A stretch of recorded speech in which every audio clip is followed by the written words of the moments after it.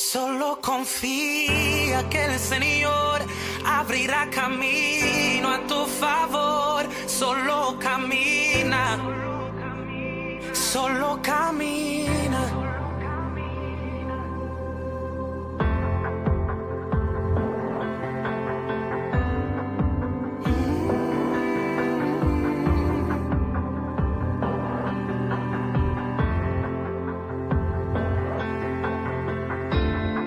Si te enfrentas el mal, no temas, Dios te sostendrá.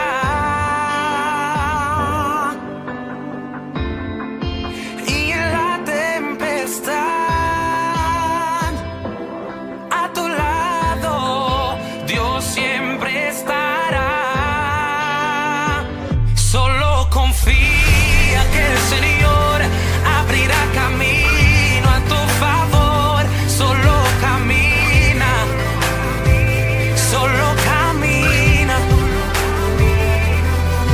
Confía que el Señor abrirá camino a tu favor. Solo camina, solo camina. Si te enfrentas el mal, no temas, Dios te sostendrá.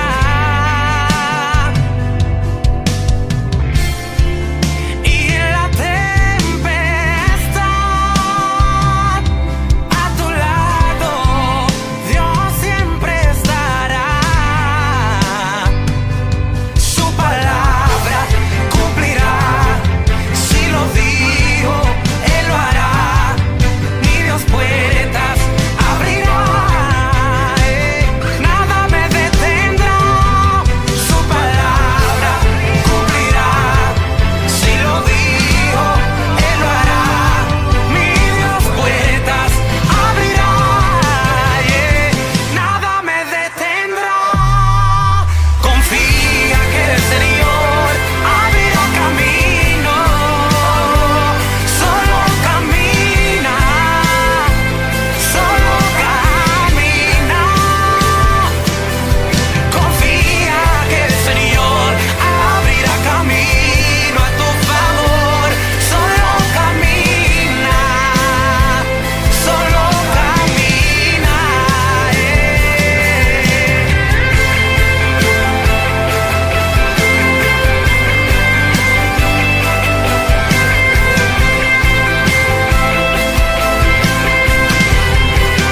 Camina con fe y verás cómo puertas se abrirán. Solo camina, solo camina.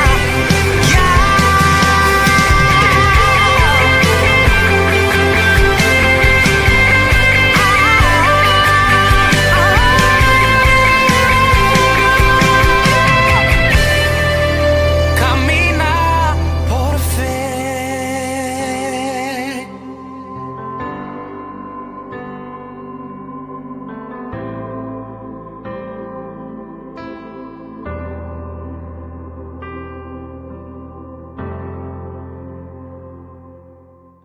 Bendiciones, bendiciones. Este es su hermano, su pastor, su amigo, su guerrero unido en la batalla, su colaborador en Jesucristo, el pastor Julio Vargas Rosa, que junto a mi amada esposa, la pastora Sonia Castro, pastoreamos su iglesia, Centro Cristiano de Restauración Vida Abundante en Mayagüez. Hoy es viernes de enseñanza. Normalmente estamos en la nave, un grupo de adultos en clase, los jóvenes en el patio trasero de la iglesia, en el sótano, arriba niños y adultos solteros. Pero debido a todos los cambios que ha habido en el país en estos días, decidimos hoy no dar la enseñanza aquí en la nave, sino transmitirla a través de nuestro canal de YouTube, La Voz Vida Abundante. Antes de ir hacia adelante, quiero orar en el nombre del Señor Jesucristo. Padre, yo te alabo y te bendigo y te doy muchas gracias por lo grande, bueno y hermoso que tú eres. Porque tú eres Rey de Reyes y tú eres Señor de Señores y no hay nadie como tú. Y en esta hora, Señor, de tantos cambios, de tantas transformaciones, de tantas crisis, Crisis vivientes, crisis anunciadas. Nosotros tenemos fe y confiamos en ti. Necesitamos tu palabra para llegar a puerto seguro y que todo lo que hagamos, todo, te alabe, te bendiga y te glorifique. Te pedimos tu santa bendición sobre nuestras vidas. En el nombre de Jesús. Amén. Aleluya. Bueno, mis amados, hemos tenido que transformar el programa de iglesia en este último tiempo y el miércoles en la noche tuvimos una reunión muy hermosa de líderes de la congregación. Hemos reubicado los asientos de la iglesia, hemos bajado la cantidad de sillas, la distancia está específica a los 6 pies. Afinamos todos esos detalles. Aún ahora, con el cambio al 30%, más tenemos que hacerlo. Y cuando usted vea este mensaje, ya posiblemente el pastor se ha comunicado con muchos de ustedes, porque tengo que anunciar que volvemos a tener 3 cultos en la semana. Sábado va a ser a las 3:30 de la tarde y domingo los 2 cultos a las 9 y a las 11, como lo habíamos tenido desde el principio. Y hay un grupo de hermanos que obviamente voy a estar pidiéndole con mucho amor y respeto que se muevan al culto de los sábados, en lo que podemos reorganizar todas las cosas, porque no queremos que el domingo llegue nadie que no tenga su asiento asignado, y que esté seguro que si yo no le he llamado es que su asiento va a estar aquí el domingo. Alabado sea el nombre del Señor. Y vamos a tener nuestro culto de adoración y alabanza como todos los domingos, pero en esta ocasión una edición previa los sábados a un grupo en particular de hermanos que ya comencé a llamar. Bien, habiendo dicho eso, yo tengo en mi mente para hablarlos a ustedes paralelos de la historia del pueblo de Dios en el Viejo Testamento y paralelos de la iglesia inicial, contrastando la vida de la iglesia y la vida del pueblo judío en momentos específicos de su historia con el periodo de tiempo pandémico que nos ha tocado vivir. Para ello vamos a estar leyendo en el libro de Josué, el capítulo 2, alabado sea el Señor, del verso 6 en adelante. Josué 2 del 6, alabado sea el nombre de Jesús. Y vamos a leer unos cuantos versos bíblicos. Dice así la palabra en el nombre del Señor. Después que Josué despidió al pueblo, cada una de sus tribus, dije el libro Josué, Jueces, el libro de Jueces, capítulo 2, no el libro de Josué. Jueces, capítulo 2, verso 6. Me perdonan, amados. Después que Josué despidió al pueblo, cada una de las tribus salió para tomar posesión del territorio que se le había asignado. Los israelitas sirvieron al Señor todo el tiempo que vivieron Josué y los líderes que los sobrevivieron, aquellos que habían visto todas las grandes cosas que el Señor había hecho por Israel. O sea que la primera expresión que tenemos en estos primeros 2 versos es que Josué falleció. Ellos sirvieron al Señor. Está a punto Josué de fallecer en estos versos. De hecho, ya ha fallecido en Gelato per se. Y había unos líderes, dice aquí, los israelitas sirvieron al Señor todo el tiempo que vivieron Josué y los líderes que los sobrevivieron. Josué muere y le sobreviven unos líderes, y ese liderato inmediato mantuvo al pueblo sirviéndole al Señor. Todas aquellas personas, aquella generación que entró con Josué a la tierra prometida, aquellos que habían visto todas las grandes cosas que el Señor había hecho por Israel. El verso 8 enfatiza la muerte de Josué. Dice: entonces Josué, hijo de Nun y siervo del Señor, murió a los 110 años de edad.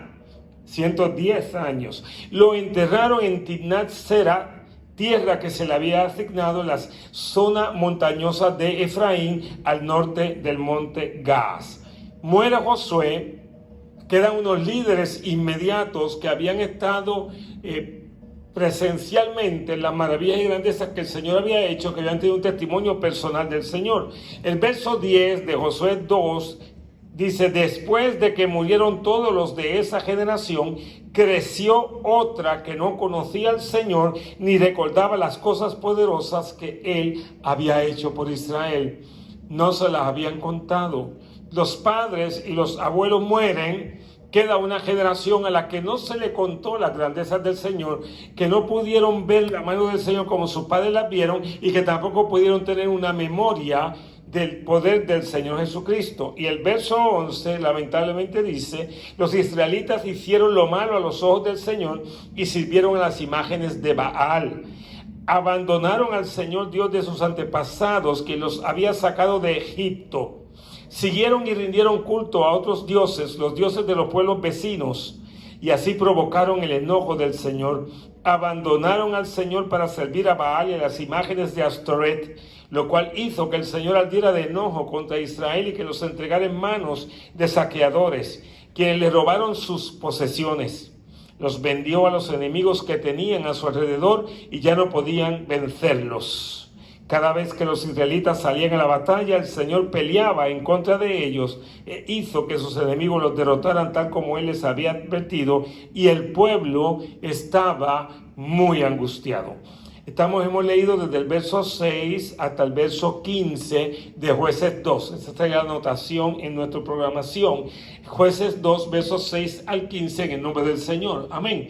Entonces estamos indicando, iglesia, estamos indicando en esta hora que hubo un periodo, una crisis total, el momento en que Josué muere y el liderato inmediato muere. Ese liderato y Josué mismo de alguna forma no pudieron dejar una tercera generación de líderes. Entonces el pueblo se durmió y el choque cultural venció en una forma impresionante al pueblo. Y queremos explicar lo siguiente: el pueblo entra con una cultura creada en el desierto. En el desierto se creó una cultura en medio de la soledad del desierto, en medio de la guianza de Moisés, en medio del culto en el tabernáculo, el maná, el agua de la peña, alabado sea el Señor, los sacrificios que se establecieron para la limpieza de pecado y las fiestas de purificación que se hacían durante el desierto. Todo este tipo de cosas impresionantes que Dios hizo y Dios ordenó. En 40 años se creó una cultura que de momento entra en choque al cruzar el Jordán, y mientras está Josué y mientras está su grupo de su generación de líderes vivos, el pueblo continúa, pero el choque cultural con las tribus de Canaán, con las tribus no judías, con los pueblos que adoraban a Baal, Astoret y otros dioses falsos, el casarse unos con otros y mezclar en un sincretismo religioso y espiritual y tomar las costumbres de la tierra, fue derrumbando toda la espiritualidad, y Dios mismo se convierte en un enemigo de ellos. Dice, le acabamos de leer que el Señor le daba la victoria a los enemigos sobre ellos, y comienza toda esta historia del libro de Jueces, donde Dios les envía unos jueces que los ayudan y los bendicen, pero luego que se levantan esos jueces y son llevados por el Señor, el pueblo vuelve y cae en apostasía, vuelve y cae en negación de la fe. Y dice la Escritura, lo dice con una claridad impresionante, y el pueblo estaba muy angustiado. En el verso 16 dice, entonces el Señor, Jueces 2:16, entonces el Señor levantó jueces para rescatar a los israelitas de la mano de sus agresores. Sin embargo, Israel no hizo caso a los jueces, sino que se prostituyó rindiendo culto a otros dioses, que pronto se apartaron del camino de sus antepasados, los cuales habían obedecido los mandatos del Señor. Verso 18, cada vez que el Señor levantaba un juez sobre Israel, Él estaba con ese juez y rescataba al pueblo de sus enemigos durante toda la vida del juez. Pues el Señor tenía compasión de su pueblo, que estaba sobrecargado de opresión y sufrimiento. Pero al morir el juez, la gente no solo volvía a sus prácticas corruptas, sino que se comportaba peor que sus antepasados. Seguía a otros dioses, los servía y les rendía culto. Además, se negaba a abandonar sus prácticas malvadas y sus tercos caminos. Es lo que hablamos, ciclos de apostasía, ciclos de arrepentimiento parcial, ciclos de una presencia benigna de Dios, ciclos donde la ira del Señor se manifestaba, y la diferencia la hacía un líder que Dios levantaba con la unción del Espíritu Santo, que tenía una unción poderosa para transformar la opresión del pueblo y la batalla del pueblo. Entonces el pueblo de momento respiraba, escuchaba, pero de inmediato se olvidaba y volvían a provocar la ira y el enojo del Señor. El periodo de Jueces es un periodo de crisis profunda. El libro de Jueces, como dice una hermana que amamos mucho, leerlo en sí produce una crisis, ver todo lo que esta gente, siendo el pueblo de Dios, hizo. Hay cosas bien malas que esa gente hizo a través de las décadas y del tiempo. Por otro lado, tenemos páginas extraordinarias como la historia historia de Gedeón, como la historia de Débora, distintos momentos poderosos de la palabra dentro del libro de Jueces. Pero en general hay un pueblo apóstata, un pueblo rendido a la cultura. Había un choque impresionante. Entonces podemos pensar en este momento en Puerto Rico en el 2000. Y tenemos que identificar cuáles son los enemigos del pueblo de Dios. Y quiero que entienda cuáles van a ser los enemigos de sus hijos y de sus nietos y de sus bisnietos.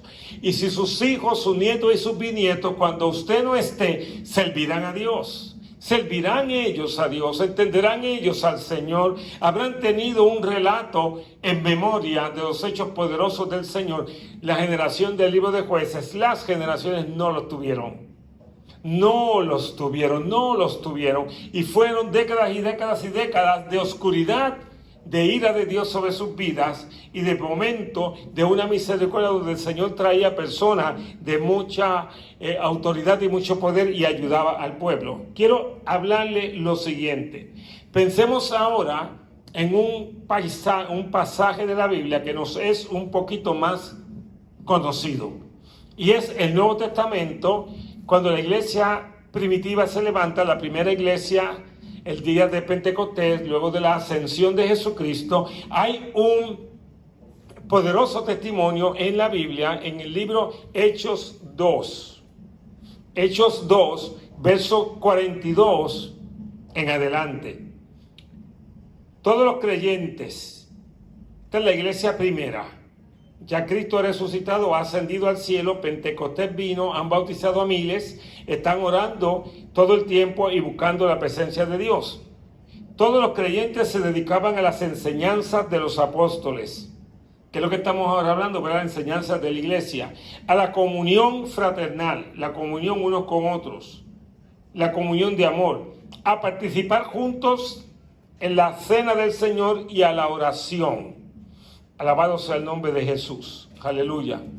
Un profundo temor reverente vino sobre todos ellos. Era un pueblo temeroso a Dios, totalmente distinto al de Jueces. Un pueblo temeroso al Señor. Y los apóstoles realizaban muchas señales milagrosas y maravillosas. Y maravillas. Todos los creyentes se reunían en un mismo lugar y compartían todo lo que tenían, vendían sus propiedades y posesiones y compartían el dinero con aquellos en necesidad. Adoraban juntos en el templo cada día, se reunían en casas para la cena del Señor y compartían sus comidas con gran gozo y generosidad. Todo el tiempo alabando a Dios y disfrutando de la buena voluntad de toda la gente. Y cada día el Señor agregaba a esa comunidad cristiana los que iban siendo salvos. En lugar de ser conquistados por los impíos de la tierra, la iglesia conquistaba a los que no creían en el Señor y los traía a la comunión con Dios. Es una iglesia que está siendo prosperada, que está siendo bendecida, porque el liderato no está solamente concentrado en una u otra persona, sino que el pueblo entero está saturado de la presencia de Dios, porque el pueblo entero entiende su posición frente al Señor, su posición frente al altar de Dios, su posición con respecto al poder de la sangre de Jesucristo, su llamado personal más el llamado de la iglesia. Es una iglesia creciente, poderosa, vibrante, bendecida de una forma especial. Sea Cristo alabado para siempre. Pero esa iglesia está en medio de lobos.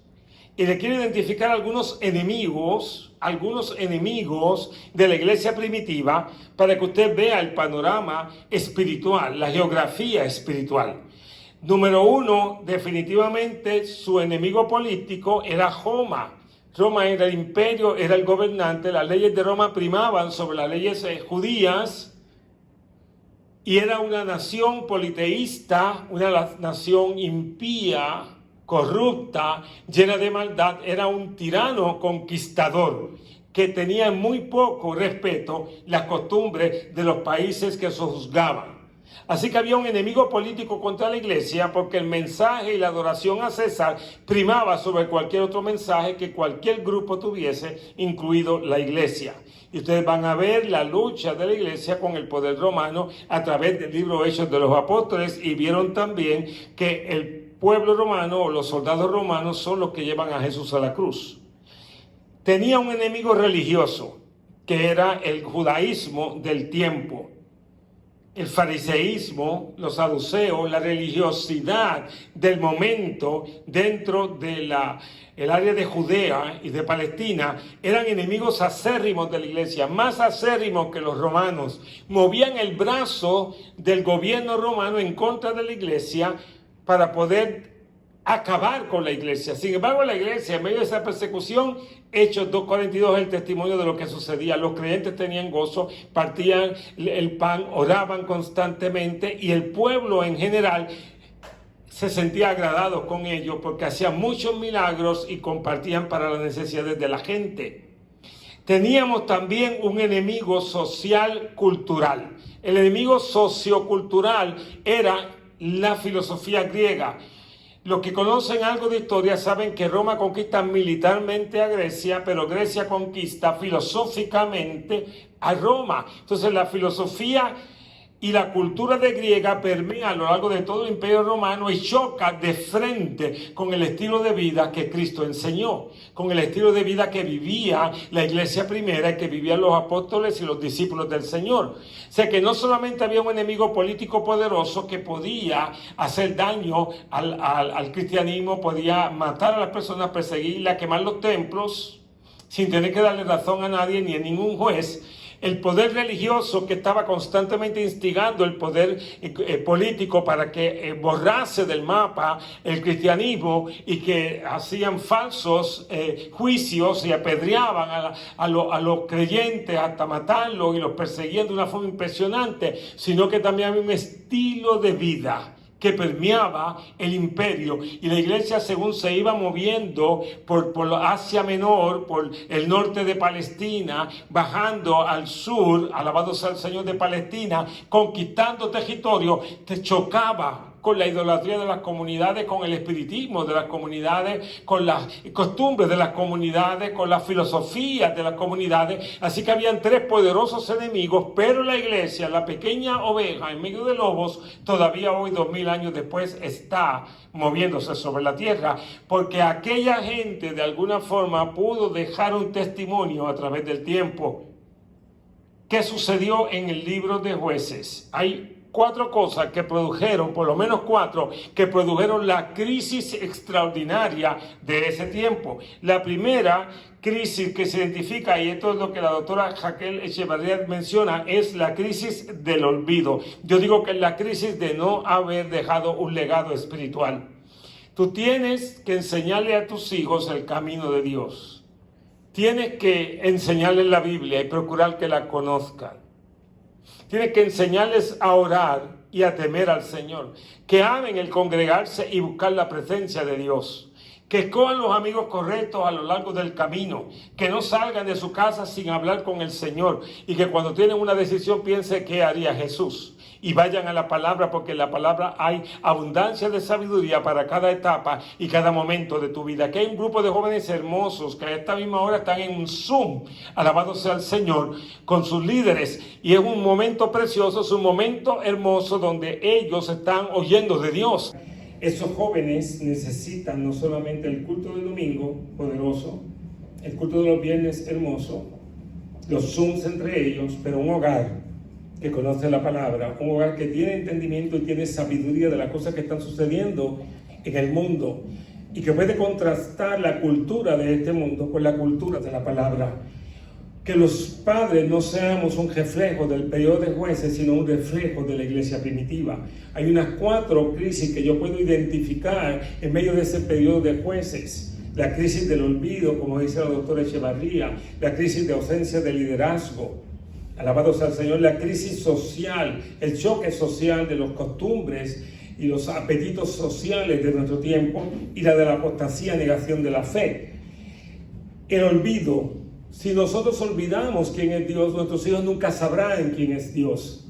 Si nosotros no tenemos un constante hablar y testificar de las maravillas del Señor con nuestro ejemplo. Y nuestros hijos nos ven abrir la palabra, y nuestros hijos nos ven leer la escritura, nuestros hijos nos ven orar de rodillas, nuestros hijos nos ven ayunar, el celo por venir a la casa de Dios, el celo por hablarle a otros de la salvación y de la necesidad del Señor. Si nuestros hijos no ven eso, la crisis del olvido que hubo en Jueces la va a ver también en ellos. Entonces no tendremos una iglesia poderosa a lo largo del camino. Alabado sea el Señor. Pero peor, la salvación de mis hijos, la salvación de mis nietos, la salvación de mis nietos, ¿dónde va a quedar? Entonces no podemos desestimar el peligro del ejemplo que se dio en Jueces, pero a la misma vez tenemos que impregnar nuestro corazón del modelo de Hechos de los Apóstoles, capítulo 2, de una iglesia unida, ferviente, poderosa, envuelta en llamas. La crisis del liderazgo. No hubo líderes correctos en el periodo de los jueces. Fueron muy pocos los jueces que fueron líderes en ese periodo de tiempo. Son bien pocos en efecto. Y son décadas y décadas de vacío, décadas y décadas de hombres que no se levantaron a hablar de Dios, y las generaciones se olvidaron del Señor porque no hubo liderazgo. Nuestra iglesia enfrenta crisis en este tiempo, y nuestros líderes tienen que estar levantados en alto con la bandera del Evangelio, porque nosotros tenemos que darle razón a todo el mundo de nuestra fe, para nuestros hijos, nuestros nietos, un ejemplo correcto.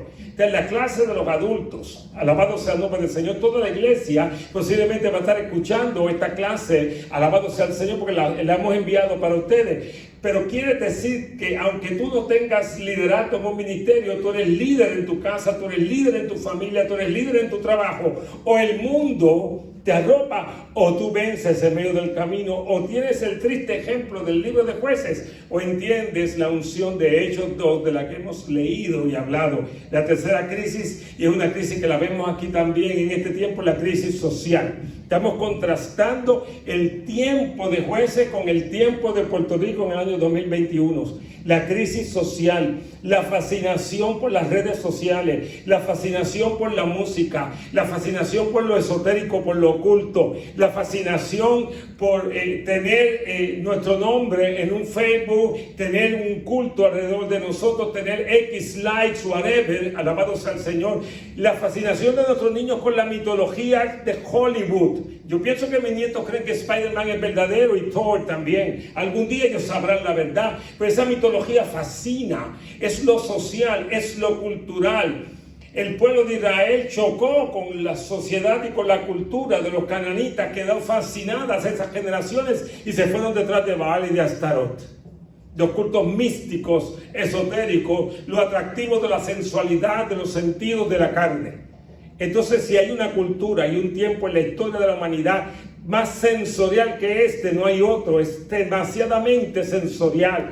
Hay velas, olores, sonidos que nunca habíamos escuchado, imágenes visuales cada vez más radicales, más atrevidas, más insospechadas. Vemos en Hollywood cosas que jamás había imaginado que se podían ver en una pantalla, y nuestras generaciones que vienen detrás de nosotros están fascinadas por todo ese tipo de cosas. Ese choque cultural tiene que ser absorbido por la unción del Espíritu Santo en nuestros hogares y en nuestra vida, o de lo contrario caemos en la crisis de Jueces. Y la tercera, pero la cuarta, es la apostasía.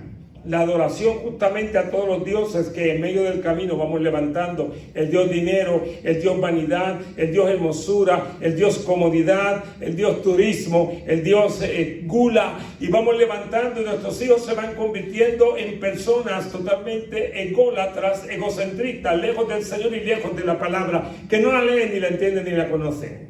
La crisis de Jueces. Una generación que olvidó porque no escuchó las maravillas de Dios. Una generación donde en sus hogares y en sus familias no había líderes correctos de la palabra. Una generación fascinada por todos los inventos de este periodo de tiempo. La fascinación de lo electrónico, de las redes y de la música, etcétera, etcétera. Una generación que niega la fe y que poco a poco se va acostumbrando a que a Dios no lo necesitamos, que de Dios no necesitamos hablar en las escuelas, que Dios no hizo hombre y mujer, sino que se inventaron otras cosas los hombres, que esto no es malo, que esto no es malo, que esto no es malo, y todo lo que tú dices, papi, que es bueno, no necesariamente lo es. Una generación apóstata, porque la crisis lo convierte en apóstata. ¿Qué vamos a hacer nosotros en el camino?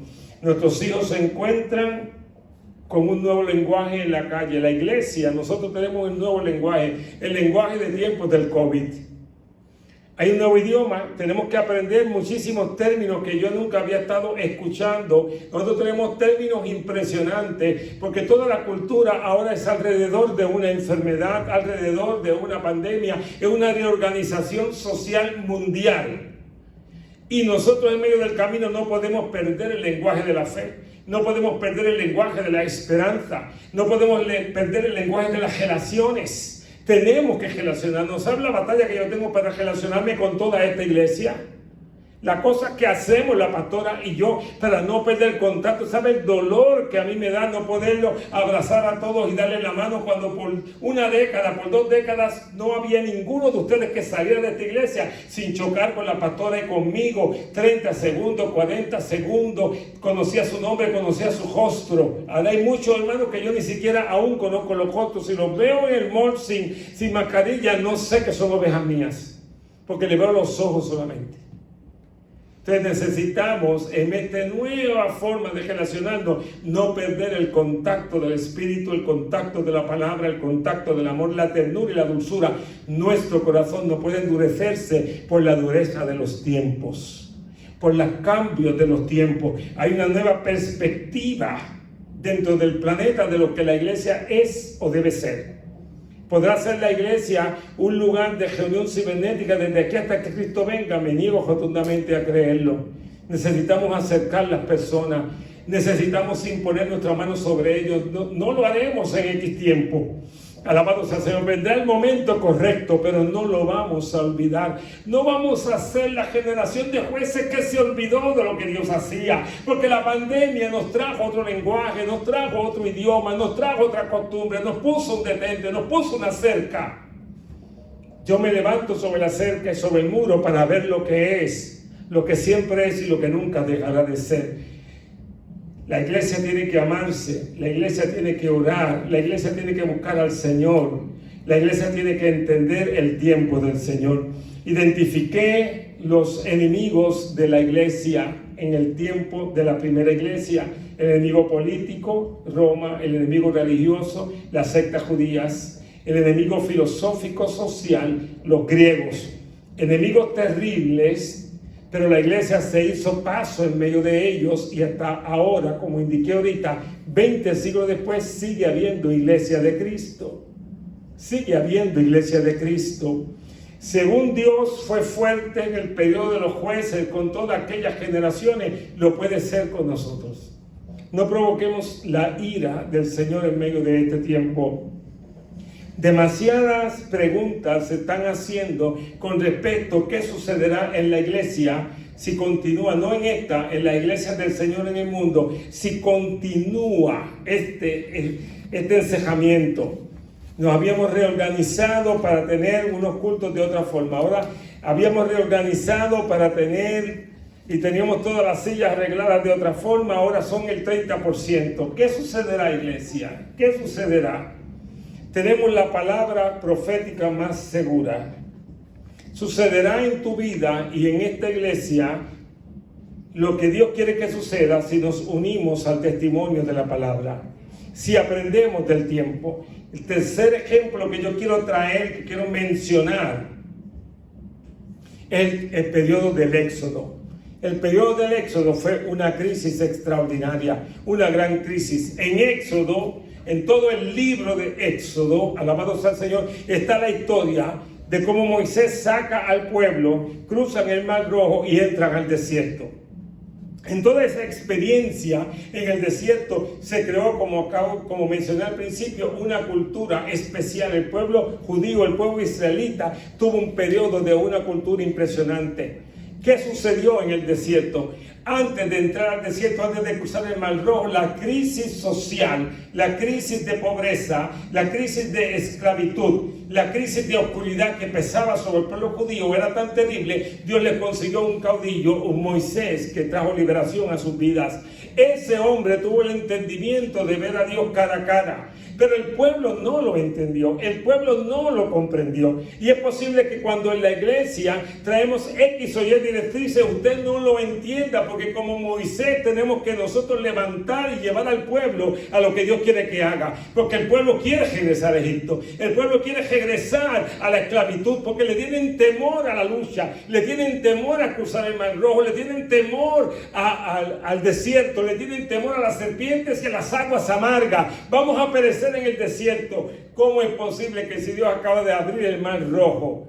¿Cómo es posible que si Egipto nos dio sus riquezas? ¿Cómo es posible si el Señor mismo intervino en unas plagas impresionantes para que pudieran salir? Ahora nos va a dejar en el desierto. No. Dios nos trajo al 2021. Cruzamos el 2020. En el 2021 no vamos a ir hacia atrás. En el 2021 vamos a ir hacia adelante. Alabado sea el nombre del Señor. Pero no vamos a caer en la generación de los jueces. Vamos a aterrizar en Hechos 2. En una iglesia viva, en una iglesia de comunión, en una iglesia de amor, en una iglesia que comparte el pan unos con otros. De hecho, uno de los grandes beneficios de la pandemia ha sido que hemos celebrado la Santa Cena en nuestro hogar. Usted ha vertido la mesa y usted se la ha servido a su familia. Primera vez posiblemente en toda su vida. Lo hemos hecho 2, 3 veces, no sé ya cuántas. Alabado sea el Señor, pero lo hemos hecho para la gloria de Dios. Es un beneficio que tenemos. También el beneficio de que este programa está grabado en tu canal de YouTube y lo puedes ver muchas veces. Como el hermano Francisco, que justamente está aquí, aprovecha su lunch time, su tiempo de almuerzo, para volver a ver los mensajes que están en nuestro canal, que hay muchísimos mensajes. De hecho, el mes pasado creo que 32 personas nuevas se suscribieron a nuestro canal. Continuamente se suscribe gente. Tenemos unos grandes beneficios. No podemos tener temor. Tenemos que ir hacia adelante. Es cierto, tenemos que volver a los cultos de los sábados, como le indiqué. Tenemos que reorganizar una serie de cosas. Tenemos que tener un orden en la iglesia especial. Tenemos que ir caminando en la prudencia que el gobierno nos pide y que el momento nos exige. Pero sin miedo y sin temor y sin detenerse. Camine. Si hasta aquí el Señor nos trajo, el Señor nos llevará. Identifica a tus enemigos en el camino. Identifica a tus enemigos. Identifica a los que te quieren robar. Pero sobre todo lanza una mirada a tus generaciones que vienen detrás de ti. Porque aunque toda la iglesia está oyendo esta palabra, muy probablemente esta es la clase de los adultos de la iglesia. Es una palabra específica para los líderes de la iglesia, que son los adultos de la congregación, que son las columnas de la iglesia, que son los que tienen la responsabilidad de dejar una huella a las generaciones que Dios les ha dado a levantar. A mis hijos, a mis nietos. No sé cuántos años pasará, pero seré bisabuelo y no pasará mucho cuando ya sea bisabuelo y tenga un Julito en mis brazos. Bien lindo como el bisabuelo. Alabado sea el nombre del Señor. Y a todos ellos yo tengo que darle un testimonio. Y el testimonio no va a ser que 2021 robó la unción, que 2021 robó la esperanza, que 2021 robó la fe, que 2021 no pudimos atravesar el valle de sombra de muerte y nos quedamos estoqueados como un mundo perplejo. Que el gozo se nos fue, que la alegría se nos fue, que la unción desapareció. El Señor que prenda a Satanás. Este es un tiempo para brillar en medio de la oscuridad. Es un tiempo para decir amén, sí Señor, ven y bendícenos para tu gloria. Damos gloria al Señor Jesucristo por lo bueno que es Él. Alabado sea el nombre de Jesús. Aleluya.